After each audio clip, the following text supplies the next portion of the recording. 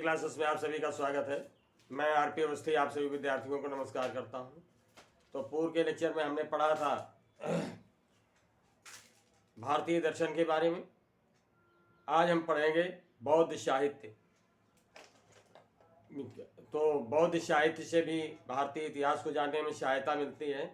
यानी जो बौद्ध धर्म का साहित्य है ये भी प्राचीन भारतीय इतिहास को जानने का स्रोत है। तो आइए पढ़ते हैं बौद्ध साहित्य। हमारा विषय है भारतीय इतिहास। भारतीय इतिहास और इसी में मैं एक चीज़ आपके स्मृति में लाना चाहता हूं कि अभी हम पढ़ रहे हैं प्राचीन भारत का इतिहास। तो अभी जो हमारा मुख्य विषय चल रहा है वो ये है कि प्राचीन भारतीय इतिहास को जानने के स्रोत क्या क्या हैं। तो जो हमारे साहित्यिक स्रोत हैं भारतीय इतिहास को जानने के, तो साहित्यिक स्रोतों के अंतर्गत अभी हम पढ़ रहे हैं डिटेल में धार्मिक साहित्य। ठीक है, तो आइए आज पढ़ते हैं बौद्ध साहित्य।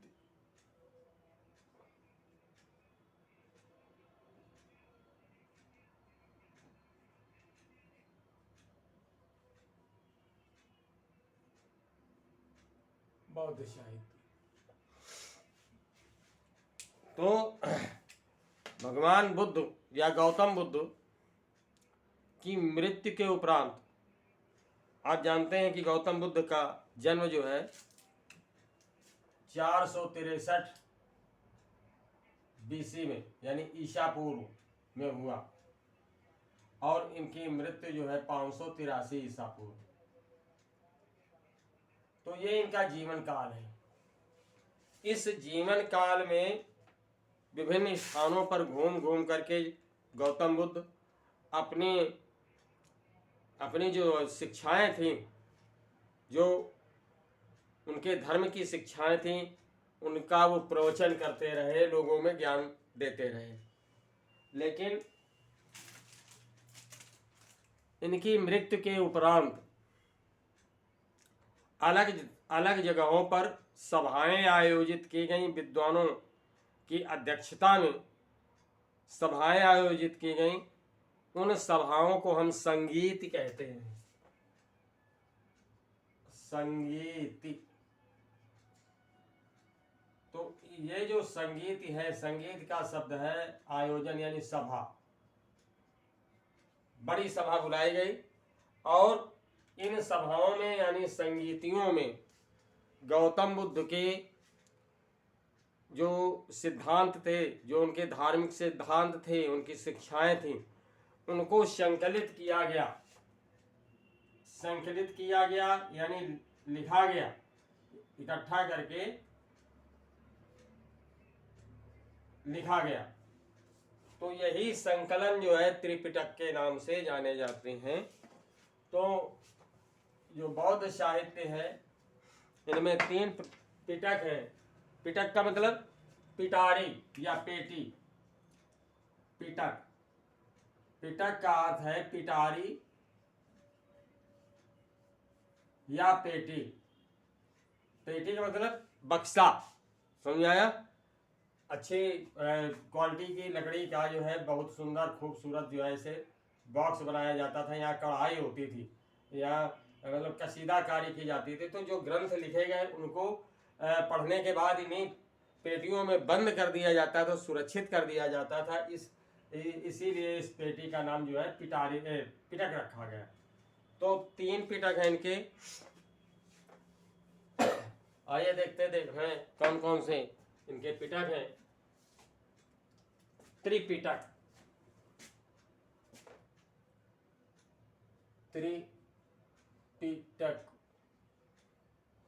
इनका जो साहित्य है बौद्ध धर्म का वो त्रिपिटक में विभाजित है। ये कौन कौन से हैं?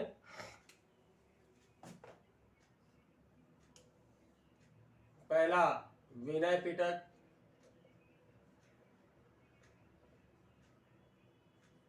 दूसरा सुत्त पिटक,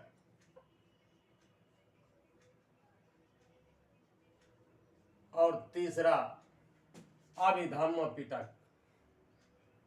अभिधम्म पिटक, ठीक। विनय पिटक, सुत्त पिटक, अभिधम्म पिटक। तो इस तरह से जो बौद्ध साहित्य है वो 3 पिटकों में विभाजित है, ठीक। तो ये हो गया। अब विनय पिटक में क्या है? विनय पिटक में किन किन बातों का संकलन है देखते हैं। तो इसमें विनय पिटक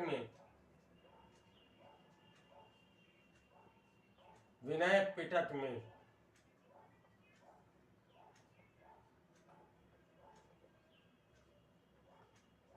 संघ संबंधी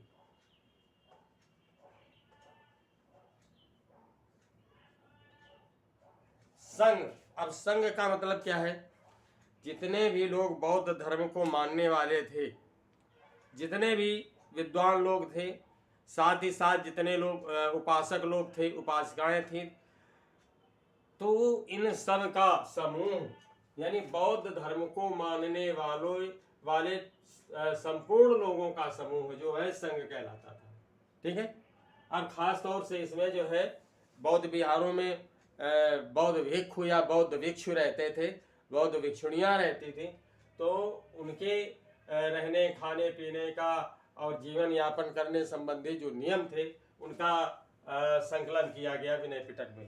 तो विनय पिटक में संघ संबंधी नियमों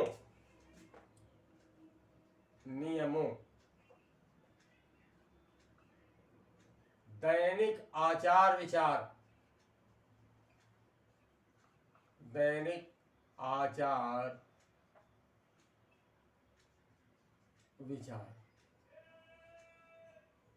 एक चीज मैं आपको बता देना चाहता हूं कि बौद्ध धर्म यानी गौतम बुद्ध के समय में ये धर्म दुनिया के लगभग जो है बहुत बड़े धर्मों में से एक था।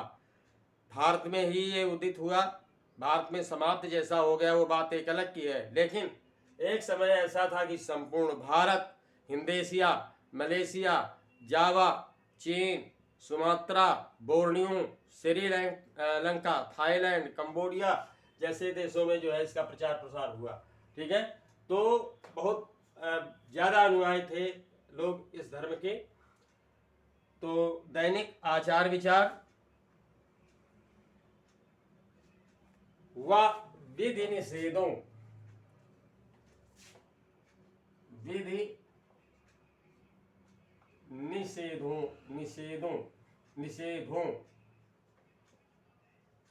यानी विधि का मतलब जो व्यवस्थाएं थी, कानून था। निषेध का मतलब किन किन चीजों की मनाही थी, ठीक है।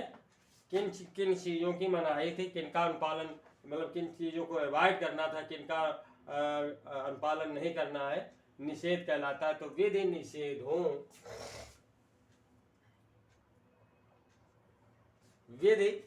निषेधों का संग्रह है। यानी आपने देखा कि विनय पिटक में किन किन बातों को रखा गया है।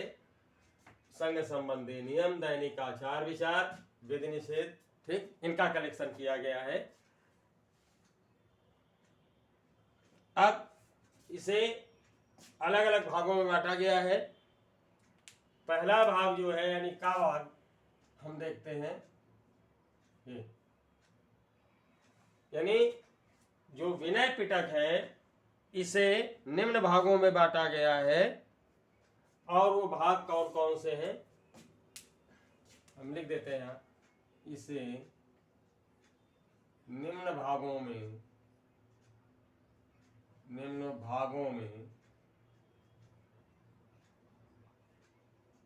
बांटा गया है। निम्न भागों में बांटा गया है ये। तो इसका जो पहला भाग है वो है पातिमोक्ष।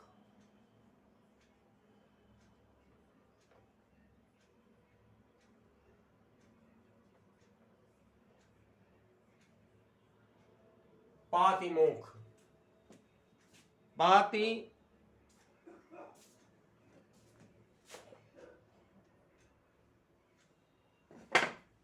पातिमोक्ष,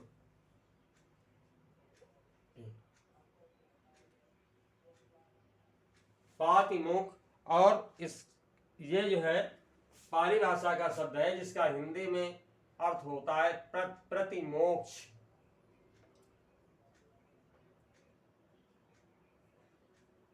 प्रतिमोक्ष। और मोक्ष जानते हैं युवा, मोक्ष क्या कहलाता है? जन्म मरण के बंधन से मुक्त हो जाना। ऐसा माना जाता है कि मनुष्य का पुनर्जन्म होता है, वो अपने कर्मों के अनुसार अलग अलग विभिन्न प्रकार की योनियों में जो है जन्म लेता है। कभी गीदड़ हो गया, कभी कुत्ता हो गया, कभी सुअर हो गया, कभी कीड़ा हो गया, कभी वनस्पति हो गया। तो इस तरह से सनातन ग्रंथों में इनकी संख्या यानी योनियों की संख्या 84 लाख बताई गई, जिसमें मानव जीवन को सर्वश्रेष्ठ बताया गया। तो पातिमोक्ष को हिंदी में प्रतिमोक्ष कहते हैं। अब इसमें क्या बताया गया है? इसमें अनुशासन संबंधी विधानों, इसमें अनुशासन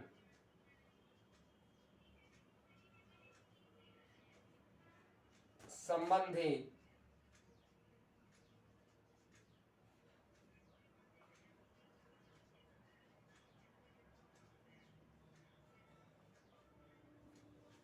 अनुशासन संबंधी विधानों तथा उनके उल्लंघन पर किए जाने वाले तथा उनके उल्लंघन पर किए जाने वाले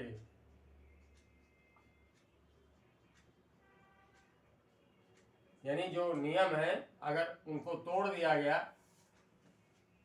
तो क्या करना है? तो उनके उल्लंघन पर किए जाने वाले प्रायश्चित, उनके उल्लंघन पर किए जाने वाले प्रायश्चितों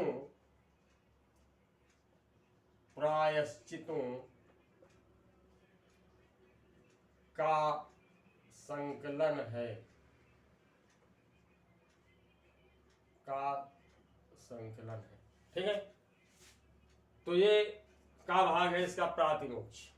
इसमें आपने देखा कि व्यक्ति के जीवन के लिए अनुशासन के नियम बनाए गए और जो भी व्यक्ति इनको तोड़ता था तो उसको प्रायश्चित करना पड़ता था, पश्चाताप करना पड़ता था। किस तरह से पश्चाताप करना है उसका संकलन है पातिमोक्ष में। ये विनय पिटक का ही हिस्सा है उसी किताब का। ठीक है, अगली बात जो आती है खा नंबर वो है सुत्ता विभंग। खा नंबर है सुत्ता विभंग।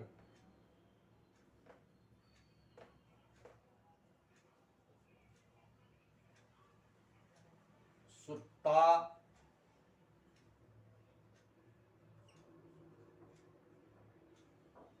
विभंग। ठीक है, सुत्ता विभंग। इसमें क्या बताया गया है? इसमें पातिमोक्ष के नियमों पर भाष्य प्रस्तुत किए गए हैं। इसमें पातिमोक्ष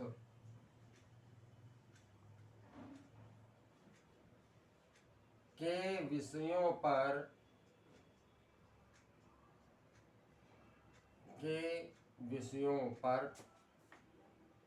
भाष्य। भाष्य का मतलब होता है विवेचन, उसको जो है उसको समझा करके जो बात बताई जाती है, लिखी जाती है, भाष्य कहलाती है। तो इसमें पातिमोक्ष के विषयों पर भाष्य प्रस्तुत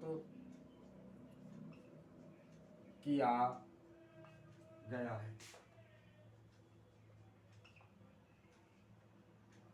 ठीक, अगली बात जो आती है वो ये इसके दो भाग है, महाविभंग, इसके दो भाग हैं। पहला है महाविभंग, महाविभंग यानी सुप्ता विभंग का जो है पहला भाग है महाविभंग, जिसमें ये भाष्य प्रस्तुत किए गए हैं। और दूसरा भाग है विखुनी विभंग, दूसरा भाग है विखुनी विभंग। ठीक है, महाविभंग और दूसरा है विखुनी विभंग। तो इस भाग में जो है महाविभंग में बौद्ध भिक्षुओं के लिए नियम है,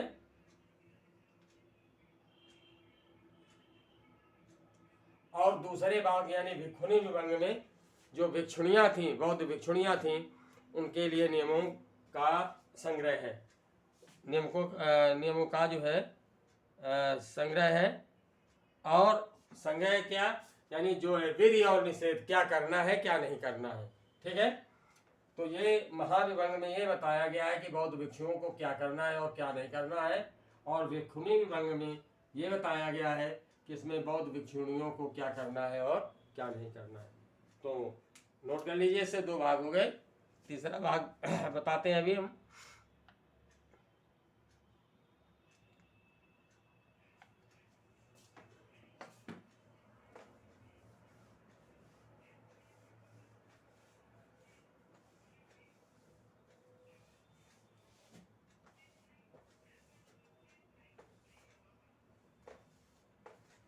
तीसरा भाग जो है इसका वो कहलाता है खंड्रक। खंड्रक में क्या है आइए देखते हैं।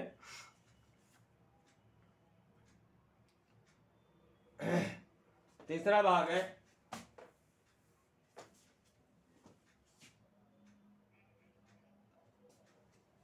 जैसा मैंने अभी बताया, तीसरा भाग है खंड्रक।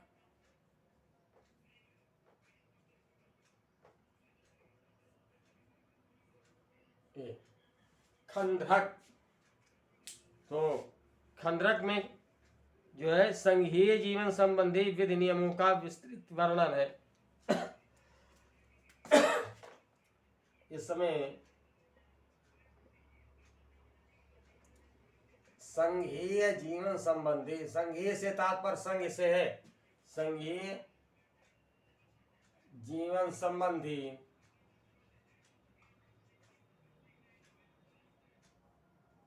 संघीय जीवन संबंधी नियमों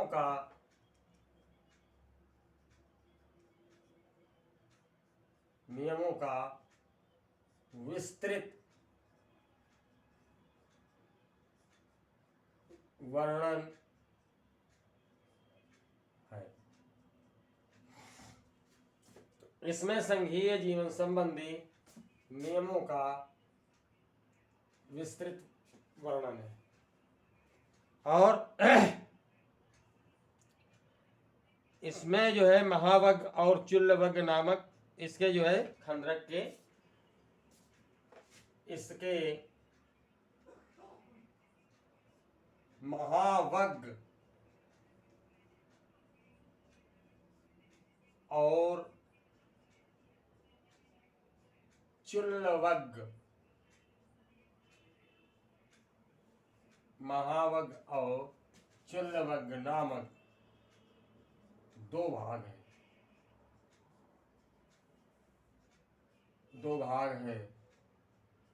ठीक, यानी जो खंड्रक है इसे दो भागों में बांट दिया गया है, महावग और चुल्लवग।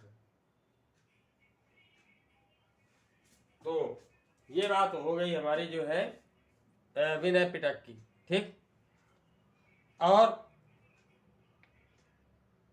तीसरा ये तो चौथा भाग है इसका परिवार। विनय पिटक का चौथा भाग है परिवार। ठीक, तो इसमें जो सामान्य इसके उपासक हैं गृहस्थ जीवन के, उन लोगों को अपने परिवार का पालन पोषण कैसे करना है, परिवार कैसे चलाना है, किस तरह से, तो उससे जो सामान्य जीवन है उपासकों का, उससे संबंधित नियमों का प्रतिपादन परिवार में किया गया है। अब आता है हमारा दूसरा पिटक यानी सुत्त पिटक। ठीक है, सुत्त पिटक। अभी तक हम बात कर रहे थे विनय पिटक की, अब आते हैं हम सुत्त पिटक। तो सुत्त पिटक में आइए देखते हैं क्या है। इसमें जो है बौद्ध धर्म के सिद्धांतों तथा उपदेशों का संग्रह है, जिसमें 5 निकाय आते हैं। ठीक है, इसमें बौद्ध धर्म के सिद्धांत तथा उपदेशों का, इसमें बौद्ध धर्म के सिद्धांत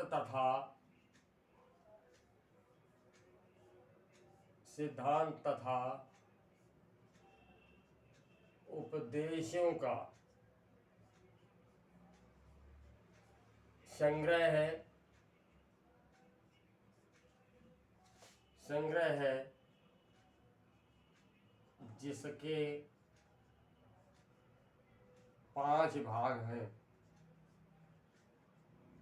ठीक, अब ये 5 भाग कौन कौन से हैं? दीघ निकाय, मध्यम निकाय, संयुक्त निकाय, अंगुत्तर निकाय तथा खुद्दक निकाय। दीघ निकाय, दीघ निकाय। दूसरा है मध्यम निकाय,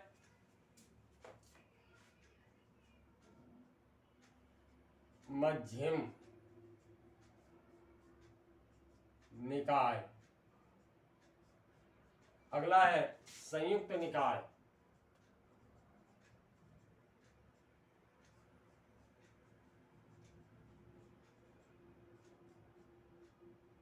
ठीक है, दीघ निकाय, मध्यम निकाय, संयुक्त निकाय और अंगुत्तर निकाय तथा खुद्दक निकाय। अंगुत्तर निकाय तथा खुद्दक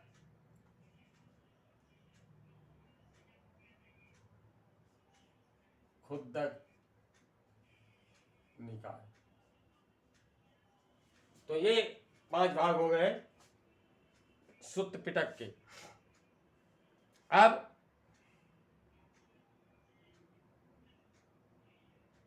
जो ये पहले 4 हैं यानी खुद्दक निकाय को छोड़ करके, इसमें गौतम बुद्ध के जो है उपदेशों का वर्णन किया गया है, जो उन्होंने उपदेश दिए हैं।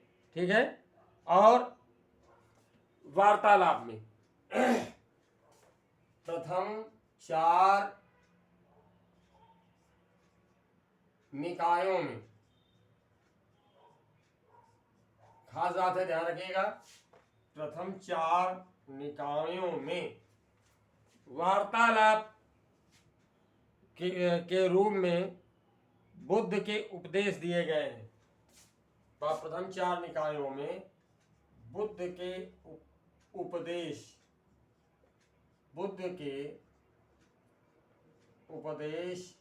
वार्तालाप का मतलब होता है जैसे हम सामान्य रूप से किसी से बातें करते हैं, हम कुछ बोलते हैं, फिर वो बोलता है, फिर हम बोलते हैं, इस तरह से जो बातें चलती हैं वार्तालाप कहलाता है। तो ये जो है उपदेश वार्तालाप रूप में दिए गए हैं।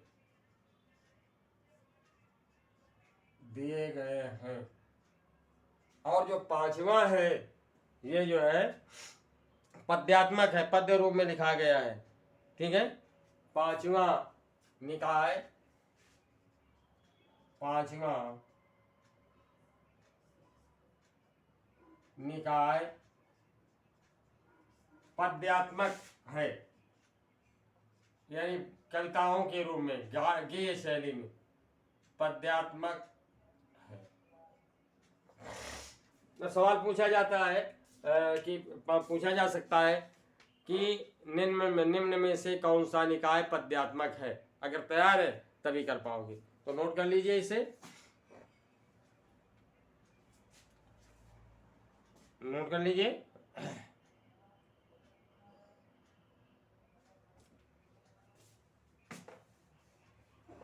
अब जो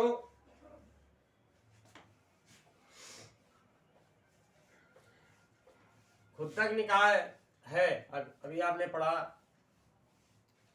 खुद्दक निकाय, तो पुनः इसके जो है कई भाग आते हैं। खुद्दक निकाय के पुनः कई भाग आते हैं, जैसे खुद्दक पाठ, धम्मपाठ, धम्मपद, उदान, सुत्त निपात, विमान वत्थु, पंत वत्थु, थेर गाथा, थेरी गाथा एवं जातक। ठीक है, तो खुद्दक निकाय में कई ग्रंथ आते हैं, मैं नोट कर देता हूं। खुद्दक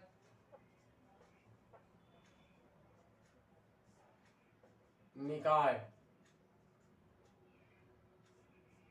में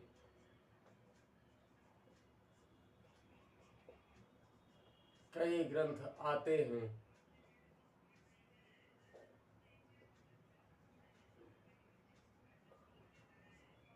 जैसे कई ग्रंथ वो कौन कौन से हैं अभी मैंने आपको बताए हैं। खुद्दक पाठ, खुद्दक पाठ, धम्म पाठ, ठीक है, खुद्दक पाठ, धम्म पाठ, उदान, सुत्त निपात, उदान, सुत्त निपात, उदान, सुत्त निपात, विमान वत्थु, विमान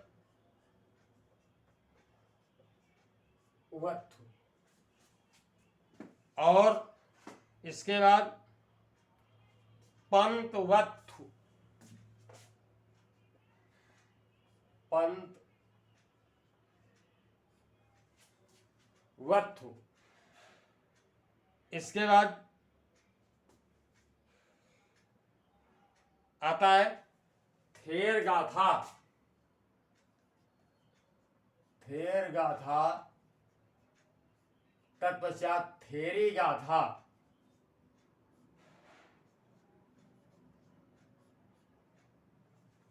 थेरी गाथा, और इसके बाद आता है जातक।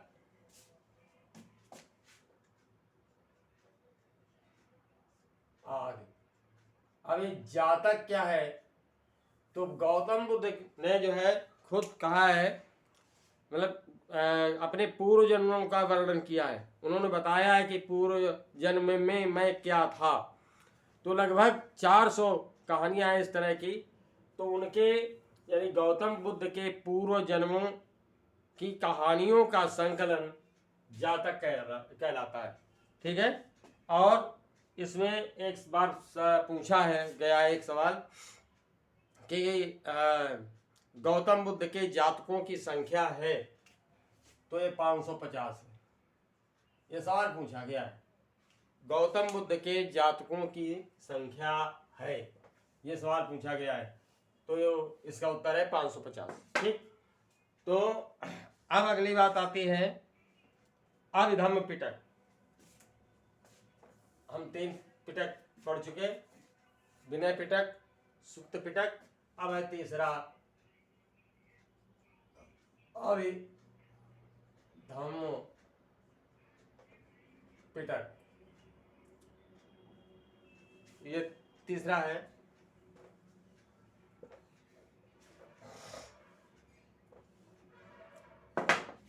तीसरा है अभी धम्म पिटक। ओके, अभिधम्म पिटक में जो है क्या है, यह प्रश्नोत्तर क्रम में है और इसमें दार्शनिक सिद्धांतों का संग्रह है। यह प्रश्नोत्तर क्रम में है, पूछा गया है सवाल। कौन सा पिटक प्रश्नोत्तर क्रम में है, तो यह प्रश्नोत्तर क्रम में है। ठीक, अभिधम्म पिटक जो है प्रश्न उत्तर के रूप में, जैसे पहले प्रश्न किया गया है उसी का उत्तर दिया गया है। इसमें दार्शनिक सिद्धांतों का वर्णन है और इसमें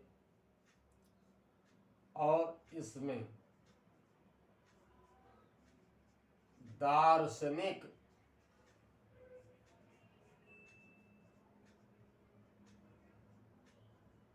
सिद्धांतों का वर्णन है। जो दर्शन यानी फिलॉसफी है उसका इसमें वर्णन किया गया है। तो इसमें दार्शनिक सिद्धांतों का वर्णन है। इसके अतिरिक्त इसमें 7 ग्रंथ सम्मिलित हैं। इसमें 7 ग्रंथ सम्मिलित है। ठीक, कौन कौन से? धम्म संगणि, विभंग, धम्म संगणि। ठीक, धम्म संगणि, विभंग, धातु कथा,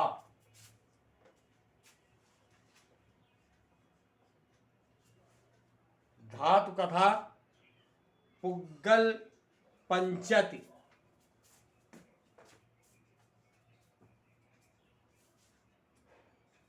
पुग्गल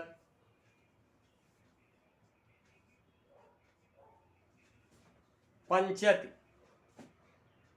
कथावत्थु,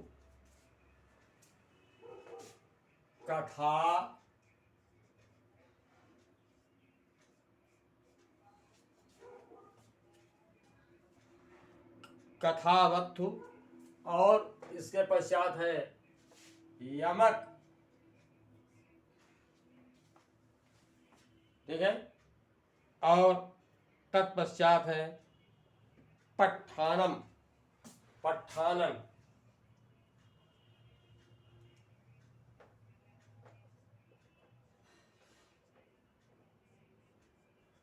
तो ये भाग हो गए इसके।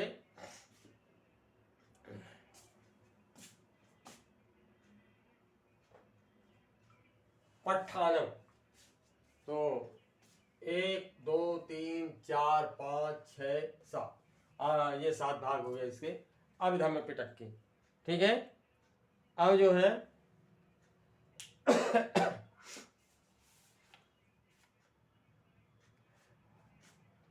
अभिधम्म पिटक जो है सबसे बाद की रचना है और इसका रचना काल कुषाण काल है। ठीक है, अभिधम्म पिटक,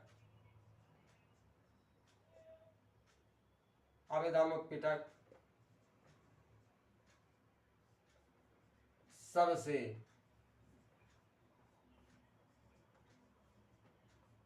बाद की रचना है और इसकी रचना कुषाण काल में की गई। कुषाण काल में की गई है। ठीक, इस पूछा गया है सवाल। तो अभिधर्म पिटक की रचना जो है कुषाण काल में हुई है और इसका संकलन जो है चौथी बौद्ध संगीत में हुई है। इसका संकलन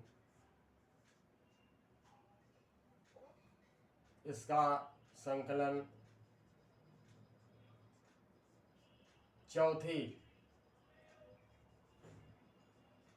बौद्ध संगीत में हुआ है। चौथी बौद्ध संगीत में हुआ है।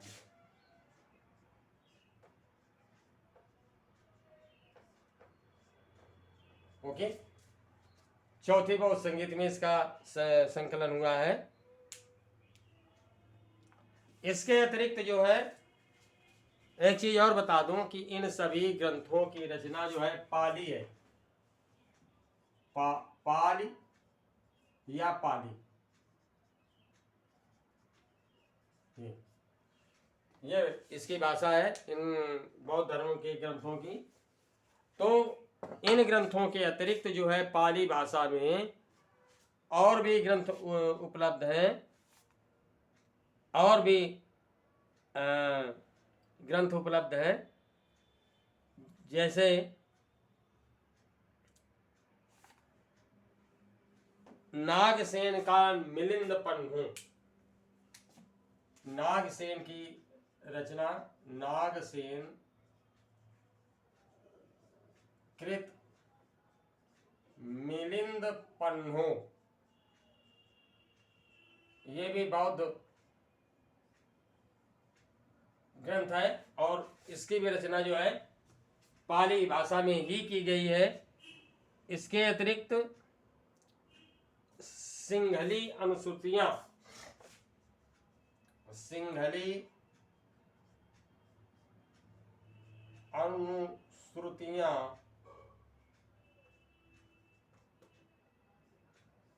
ये दीपवंश और महावंश, दीपवंश एवं महावंश। अब ये आप समझ लीजिए कि सिंहली अनुश्रुतियां क्या है। श्रीलंका के जो मूल निवासी हैं, श्रीलंका में रहने वाले लोग, वो सिंहली कहलाते हैं। ठीक है, और सिंहली उनकी भाषा है। तो उनके द्वारा जो रचित ग्रंथ हैं वो सिंहली अनुश्रुतियां कहलाती हैं। और ये जो है दो हैं, दीपवंश और महावंश। ठीक, ये श्रीलंका के हैं। और साथ ही साथ संस्कृत में जो बौद्ध ग्रंथ मिलते हैं संस्कृत में भी लिखे गए हैं। तो अश्वघोष ने लिखा है। संस्कृत में जो है बौद्ध ग्रंथों की रचना हुई है और ये जो है कवि थे, नाटककार थे। महत्वपूर्ण नाम है इनका अश्वघोष। अश्वघोष कवि और नाटककार थे। ठीक, तो इन्होंने संस्कृत में बौद्ध ग्रंथों की रचना की है। और जो ये अश्वघोष थे, ये जो है प्रथम शती ईस्वी में, प्रथम शती ईस्वी यानी 100 ईस्वी के आसपास अब में ये कनिष्क के दरबार में थे।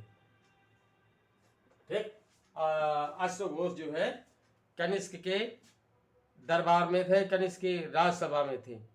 और इनकी जो 3 प्रसिद्ध रचनाएं हैं वो हैं अश्वघोष की जो प्रसिद्ध रचनाएं हैं वो प्रसिद्ध रचनाएं हैं बुद्ध चरित, बुद्ध चरित, ये अश्वघोष की रचना है संस्कृत में। और सौंदरानंद, सौंदरानंद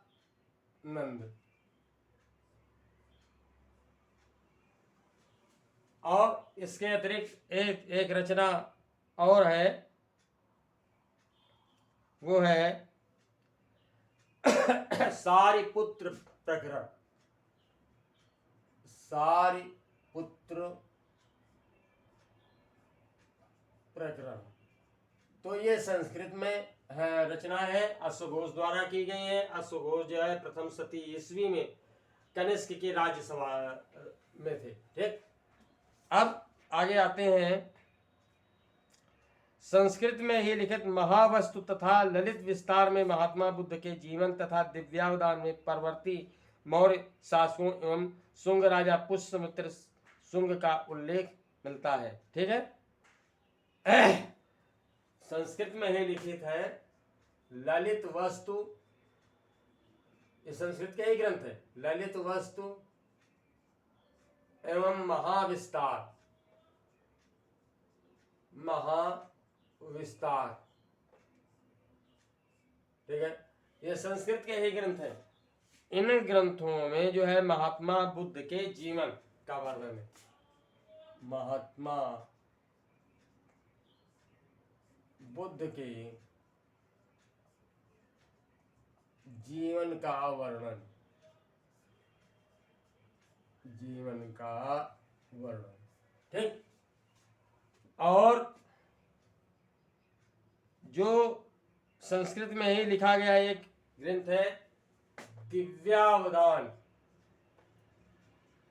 दिव्यावदान ये भी बहुत ग्रंथ है।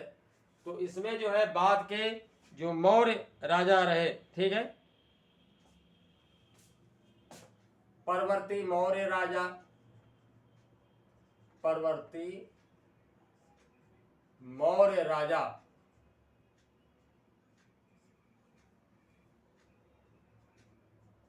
मौर्य राजा और पुष्यमित्र शुंग, यही पुष्यमित्र शुंग जो था, इसने अंतिम बौद्ध सम्राट की हत्या करके जो है ब्राह्मण धर्म स्थापित किया था। तो इसके बारे में मैं पुष्यमित्र शुंग के बारे में कालांतर में बताऊंगा, बाद में बताऊंगा। तो इनकी जानकारी हमें मिलती है दिव्यावदान से। तो इस तरह से आप देख रहे हैं कि साहित्य भी, धार्मिक साहित्य भी किस प्रकार इतिहास को जानने में सहायक है। तो आज इतना ही। आज उम्मीद करता हूं कि ये बौद्ध धर्म अच्छे से समझ में आ गया होगा। तो